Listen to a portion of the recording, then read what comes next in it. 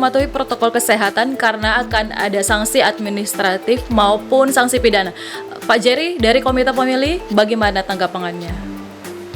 Iya, saya kira kalau kita evaluasi atau katakanlah perhatikan beberapa hari terakhir ini sejak kampanye itu dimulai, memang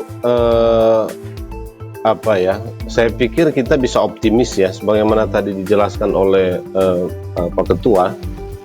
Ternyata kan pasangan calon itu banyak juga yang patuh ya. Meskipun memang ada beberapa di beberapa daerah kita melihat memang masih ada ketidakpatuhan ya, tapi kepatuhan itu juga terlihat di banyak tempat oleh pasangan-pasangan calon tertentu ya.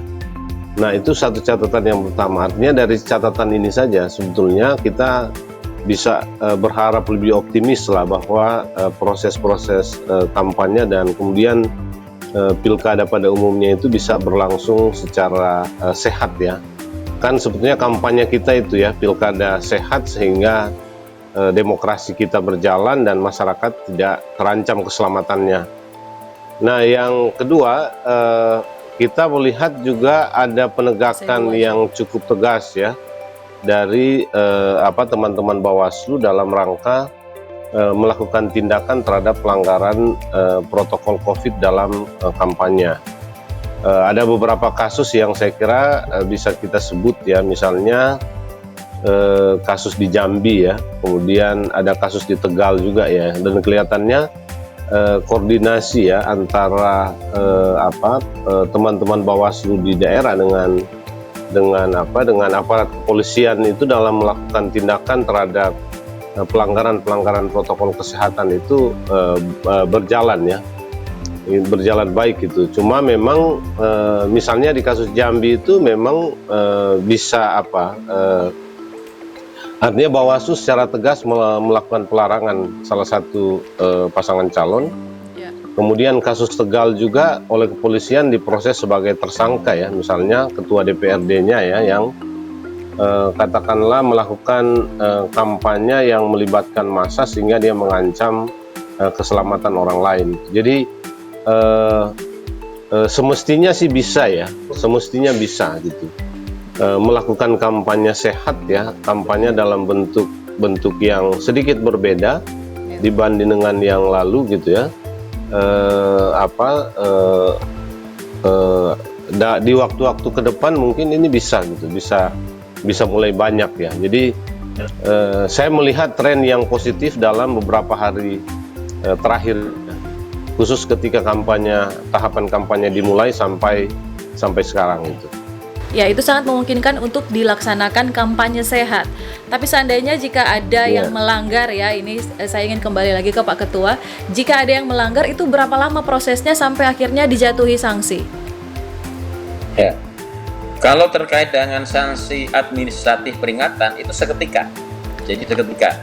Jadi kami sudah keluarkan teknis untuk penanganan pelanggaran administratif. Jadi semacam ada template itu, jadi kayak surat tilang lah kira-kira.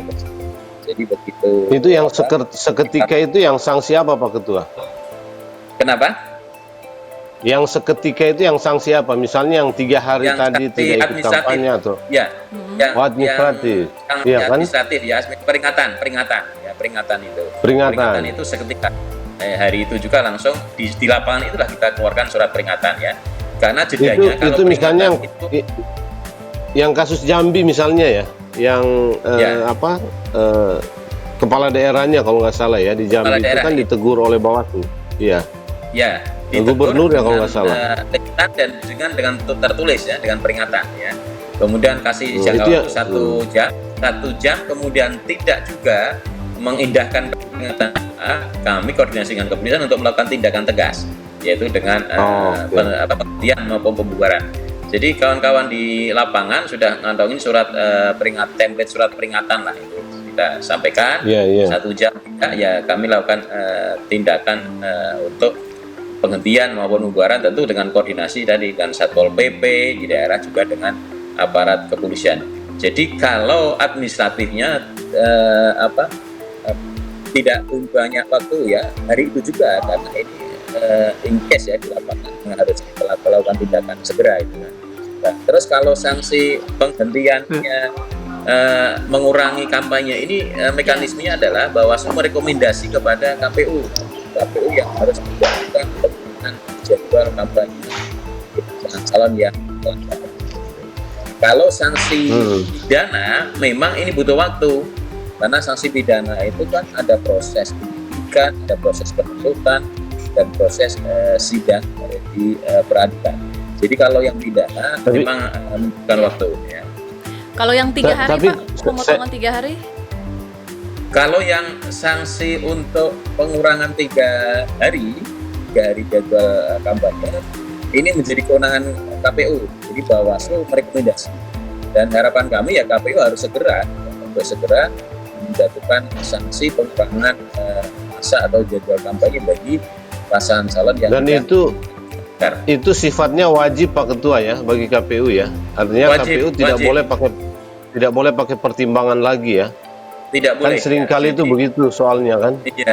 Iya betul. Jadi ini rekomendasi Bawaslu untuk hukuman mengurangi jadwal atau masa kampanye pasangan calon yang melanggar wajib ditindaklanjuti oleh KPU. Oke, baik. Saya ingin ke saya mau tanya bisa nggak Regina ya? Yang bisa, kasus Tegal itu kan ketua DPRD-nya dijadikan tersangka tuh Pak Ketua. Itu prosesnya tahu nggak apakah lewat Bawaslu atau dijadikan tersangka langsung oleh apa? Oleh pihak kepolisian? Itu langsung oleh pihak kepolisian ya. Karena lebih kental. Itu langsung itu, ya. Jadi ya. Karena itu lebih kental pada kegiatan yang tidak ada langsung kaitannya dengan kampanye ya. Jadi kegiatan pribadi umum yang punya hajat itu kan, jadi langsung tindakan dilakukan oleh kepolisian. Nah harapan kami ini sama, tindakan ini nanti ada hal yang konteksnya di tahapan pilkada, kampanye dan sebagainya. Oke, jadi langsung ditangani oleh kepolisian. Ya baik, terima kasih Pak Ketua. Saya ingin ke Pak Ferry. Pak Ferry, gimana jika kampanye dilaksanakan dengan metode seperti ini, dibatasi, ada pembatasan orang dan sebagainya, apakah itu tidak mencederai hak-hak politik dari pasangan calon maupun masyarakat? Ya, jadi tidak ada satu pilihan yang tidak mengandung risiko. Kita sudah melaksanakan pilkada di tahun 2020 di tengah-tengah COVID.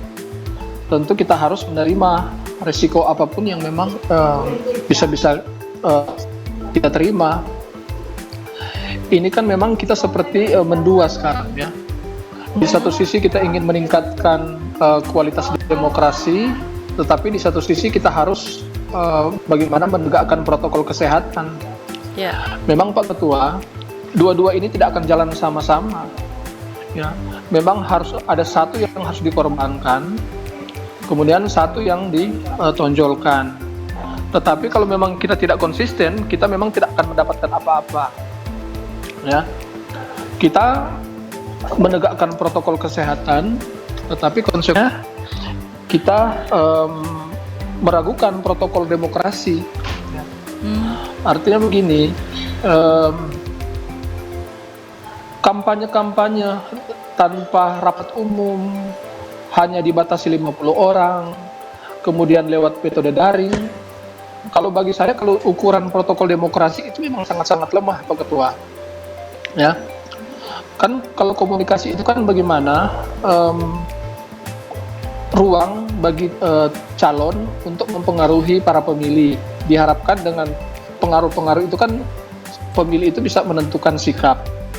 Tapi faktanya kalau hanya 50 orang, 50 orang itu siapa? Mungkin hanya tim sukses, ya, hanya tim sukses yang datang. Tapi pemilih-pemilih pasif kan tidak mendapatkan kesempatan.